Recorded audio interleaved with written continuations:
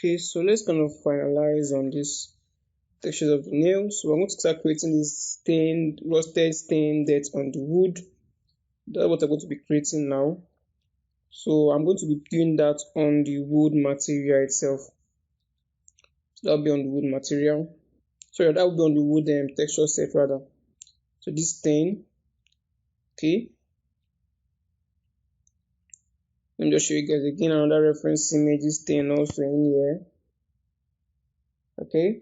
You can see how the stain is taking the color of the closest part to the stain to the nail.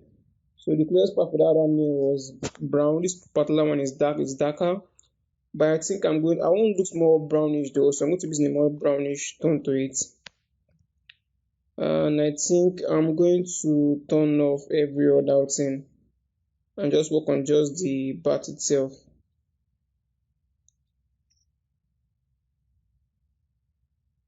Okay. Just give this a moment to load. Just keeps okay. So this should be, let's see what we have here. Okay, let me just I want to kind of take down the intensity of this bumpiness on the wood.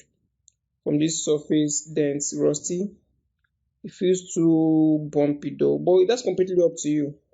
It's completely up to you. Let me just see. I might just take, maybe I might even leave it the way it is though.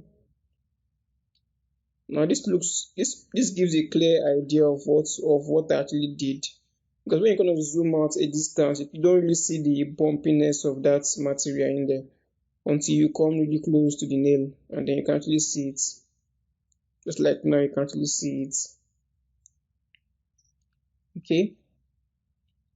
So we're going to be adding the stain on the wood. Everything seems to be working correctly, which is fine. Okay. And just allow this to kind of load up a bit more and complete loading before I move on. My PC is so slow.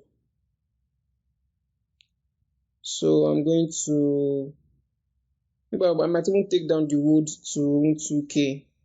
So it loads a bit faster. I'll put this to 2K resolution.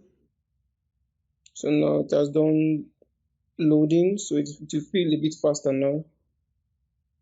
Seems to be another issue now. Let me just kind of, my translation tool is not working. My rotation is not, I can't navigate again on my screen. Let me just use the scroll button and scroll in. Maybe that should fix it. Yeah, that actually fixed it. Okay. So now for the wood, let me kind of isolate the wood. Is there anything else I need to adjust before doing that? Okay, let's see. Maybe even take down the intensity of this a bit more, maybe half of that. Yeah, something like this should be fine for now. It doesn't feel too bumpy. Okay, let me go back to texture sets. Now we can work on the bat now. Let's see, I'm going to isolate that. And I'm going to be using like a gray shaded material on this, so I can actually see where those extra holes are that were added inside of ZBrush. So I'm doing this at 2K resolution, so it can actually work better and faster. Okay, so now you can't really see where those holes are, so we'll just create a new, let me collapse this. Let me see. I will just create a new fill layer for this. Okay, much better. Maybe I might even take down the normal map detailing in there. But let's see, the material I'm going to be using, a rust material. So we're going to be using this rust fine instead. So I'll just drag this into the layer manager. So that should kind of flood fill our model now. You can see it has variations of color in there, which is actually cool. So black marks obviously to kind of hide that. So we can actually paint it where we want it to be. Then I'm going to the brush panel, brush library, and I'll use the same dirt brush. I'm using the same dirt brush for this. Put it by the side. Then I would, let me just, yes. Okay. Now this all the wood detailing added on this is kind of hiding. It's kind of hiding what I want at least. Let me turn it off. Maybe I will yes, maybe even turn off. Maybe even turn off. I might just turn off this normal height. But this is what I'm actually looking for in here. This one that looks a bit longer. So I can actually paint around this now. So I'll just paint around it. Okay, like so. Just to have that kind of rusted stain on the wood. It's not going to be too obvious though, but it's just cool to still have them in there. Okay. Something like so. Let me kind of check this now. That feels way too broad. That is way too much. That's way too broad. Shouldn't be that broad. So I'm going to hit X on the keyboard to kind of go to the dark tone, the darker marks. So I can kind of erase some of that. That was just bleeding. That was just bleeding out way too much. Something like this should be fine. Okay. Let's see how everything looks like so. Not bad. Let me just erase some of this out a bit more also. Okay, we can work with this. So now I'm just going to repeat the same step all over the place. So I'll look for those ones that has that extra longevity to it. Yeah, like so, like this one in here. Now just paint around it. No, X on the keyboard to bring back this and paint around it.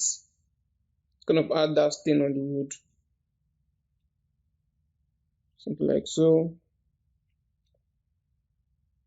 Okay, that looks fine. Maybe I can even add that rustedness inside each of every hole, just to make it feel more interesting. There's not going to be too visible though, but just to have something in there just to make it feel more interesting. So I'll just go around and do for the entire thing. I'm going to cut the video and then I'll just go around and then paint over the entire thing. You guys already get the concept of what I'm already trying to do. So it's just to repeat the same process on the other parts of the whole.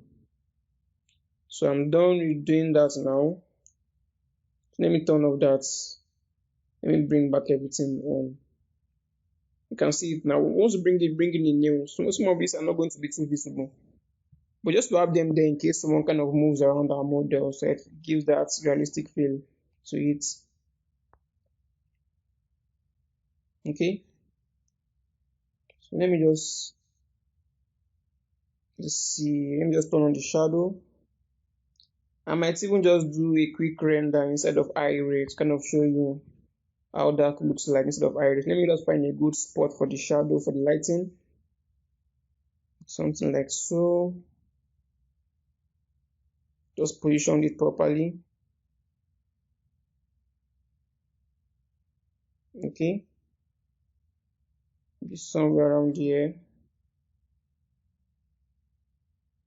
So I'll go to the layers, now click on the layer itself and click on the camera icon to go to Iray.